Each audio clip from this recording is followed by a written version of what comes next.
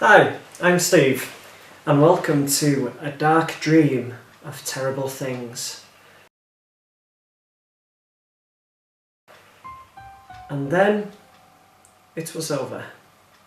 If you do something once, you move your toes over that line, and in approaching that decision, your toes move closer and closer, inch by inch, until you're peering over the edge.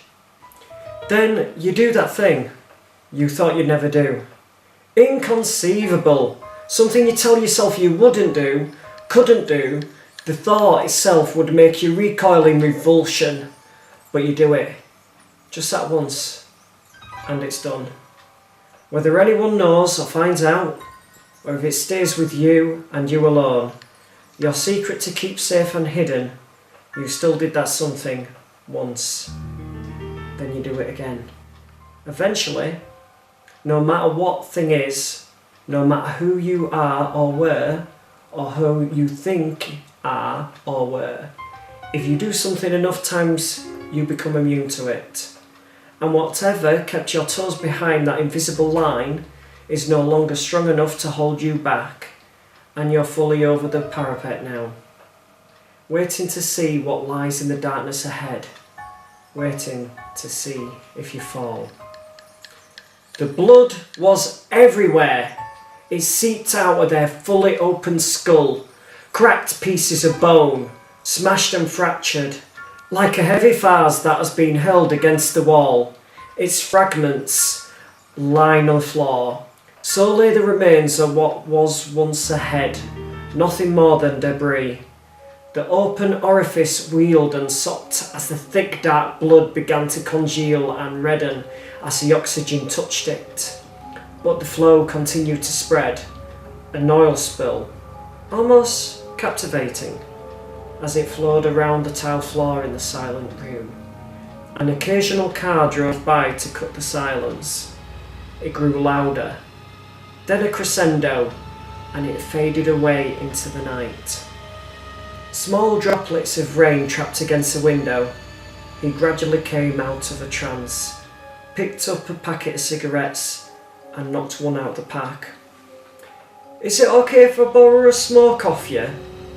he said as he struck a match, letting the sulphur burn. He enjoyed the smell and the brief spark of light. He exhaled and smoked danced across the room, sweeping into the dead body on the floor. He looked down at the body as the smoke ambled around it.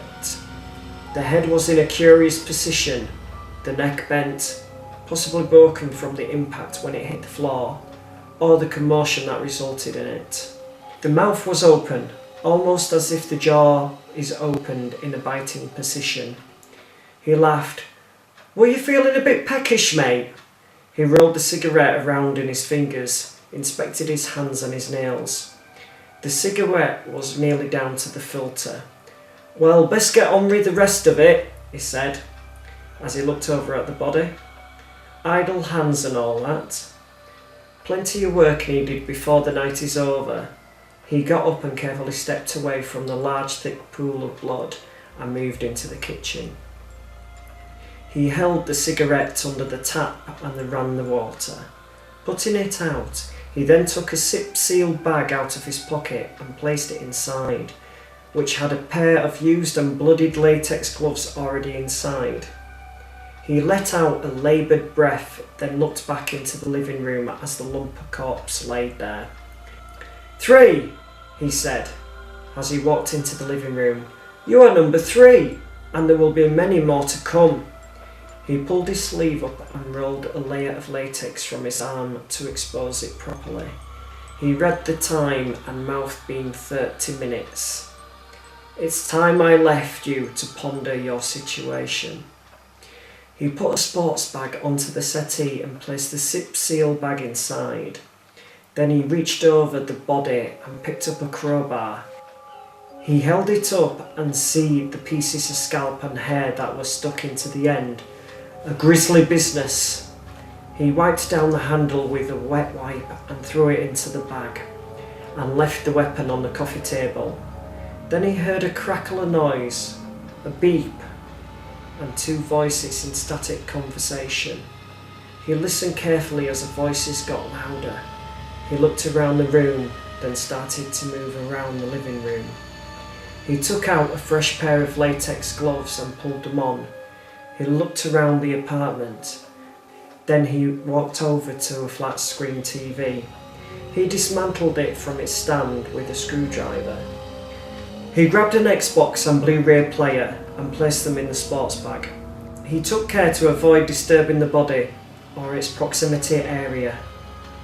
He entered a bedroom and carefully pulled out all the drawers, tossing out clothes, uncovering watches and some loose money. Anything that looked like it was worth something was placed in the bag. Calmly, noiselessly. Inside a wardrobe he found what he was looking for. A large plastic box is hidden inside of a shoebox. He pulled it out and took it into the living room, stopped briefly to inspect the bedroom, ransacked, well worked over. He sat on the settee and opened the box and nodded his head. Nice stash, mate. Fuck me, there's plenty in there. He knocked another cigarette out of the pack and struck another match. Enjoying the smell again, he took his time with the initial inhalation. Not enough, though. He waved his finger at the corpse. Not by a long shot. This is just enough for you and a few others, but it'll do. He carefully lifted the drugs out of the plastic box and placed each bag into a separate zip-sealed bags. He took out a single baggie of white powder, pierced it open and poured some onto the coffee table, and tossed the rest of the baggie onto the floor. He stood up and carefully moved the settee's cushions, making them look askew. He did the kitchen next. Quietly he pulled open each drawer and cupboard, only taking a bottle from the freezer. He looked over the small apartment, a true scene of a crime, perfect and chaotic.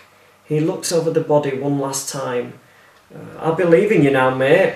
It's been great to catch up. You take care now. Stay out of trouble, keep your nose clean. He took the sports bag and looked over at the crime scene. It looked authentic, and it was. Everything was as it should be. Chaotic, misplaced, violent, bloody. He nodded and walked out of the door. Carefully, he closed it. Before he put his foot through it, the entry now forced its discovery to be met soon by a passerby. And with that, he walked away from the scene into the darkness of the night.